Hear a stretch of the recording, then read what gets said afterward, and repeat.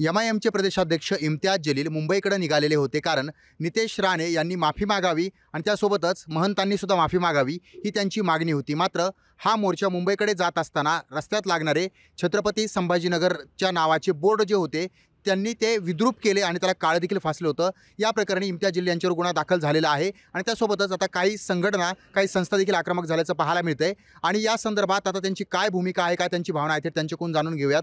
आपल्यासोबत छत्रपती धर्मवीर प्रतिष्ठानचे कार्यकर्ते पदाधिकारी आहेत, प्रदेशाध्यक्ष आहेत। काय सांगाल, काय तुमची मागणी आहे? जलीलांवर गुन्हा दाखल झाला आहे, तुमची भूमिका काय? मी म्हणतो महाराष्ट्रातल्या प्रत्येक गावागावातनं जिथे जिथे पोलीस चौक्या आहेत तिथे तिथं जलील यांच्यावरती गुन्हा दाखल झाला पाहिजे आणि पोलीस प्रशासनाने तात्काळ जलील यांना अटक करायला पाहिजे। कारण जो दुर्दैवी प्रकार घडलेला आहे, तुम्ही तिरंगा रॅलीच्या नावाच्या आडून आमच्या राजन्नाथ संभाजी महाराजांच्या नावाला विरोध करताय, त्यांना काळं फासताय, एवढी मजाल तुमची होती कशी? ह्या ज्या विकृती ह्या ज्या वेळीच ठेचला नाही तर येणाऱ्या काळामध्ये आमच्या महाराजांना ज्यांची ॲलर्जी आहे का यांना प्रत्येक छत्रपती संभाजीनगर नावाला सुद्धा यांचा विरोध होत होता। आज रोजी तुम्ही तुमच्या प्रश्नासाठी रॅली काढता आणि एकीकडे आमच्या महापुरुषांना, आमच्या दैवताला, आमच्या संभाजीराजाच्या नावाला काळं फासता। तुम्हाला महाराष्ट्रामध्ये शंभू भक्त कधीच उघड्यानं फिरू देणार नाही।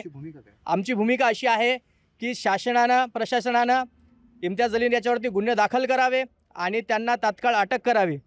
आणि दुसरी आमची अशी मागणी आहे की खुलताबाद येथे स्थित, छत्रपती संभाजीनगरपासून जवळच खुलताबाद येथे स्थित जी औरंगजेबाची कबर आहे तिच्यावर फूल चादरी चाडतात, त्यामुळे अशा विकृतींना प्रोत्साहन भेटतंय। ज्या औरंगजेबानं आमच्या राजांना हाल करून मारलं तो आमच्यासाठी कधीच महापुरुष असू शकत नाही। तो तुम्हाला महापुरुष आठवत असेल तर तुम्ही त्याच्या घरात पूजा करा, काय करायचं करा, पण याच्या पुढं महाराष्ट्रामध्ये त्या कबरीला कोणी चादर, फूल हे वाहिलेत तर त्याला आमचा सक्त विरोध असेल। आम्ही त्या गोष्टीचा निषेध करतो। त्यामुळं प्रशासनानं त्या कबरीला कायमस्वरूपी ताळेबंद करावं अशी आमची प्रमुख मागणी आहे। आणि या दोन्ही जर आमच्या मागण्या पूर्ण झाल्या नाही तर आम्ही पूर्ण महाराष्ट्रभर फिरून शंभू भक्तांना आवाहन करू। आम्ही धर्मवीर प्रतिष्ठानचे सर्व मावळे आणि त्याचबरोबर सगळे करोडो शंभूप्रेमी सगळे मिळून आम्ही एक तीव्र स्वरूपाचं राज्यव्यापी आंदोलन करू। आणि जर शासनाने, प्रशासनाने जर त्या कबरीवरती आळा घातला नाही, ताळेबंद केली नाही तर आम्ही शंभूप्रेमी म्हणून त्याच्यावरती काय बंदोबस्त करायचा, ती कबर कशी बंद पाडायची यासाठी गनिमी काय जे आहे 350 वर्ष अगोदर आमच्या बापाने शिकवला होता, आम्ही ते करून दाखवू।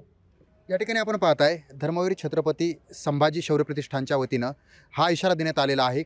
औरंगजेबाची जी कबर आहे तिला ताळेबंद करण्यात यावा अशी देखील मागणी केलेली आहे। त्यामुळं आता हा वाद अधिक तीव्र स्वरूपाचा बनताना या ठिकाणी पाहायला मिळतोय। सचिन बडे, लोकशाही मराठी, छत्रपती संभाजीनगर। लोकशाही मराठी, ऐका, पहा, जागरूक रहा।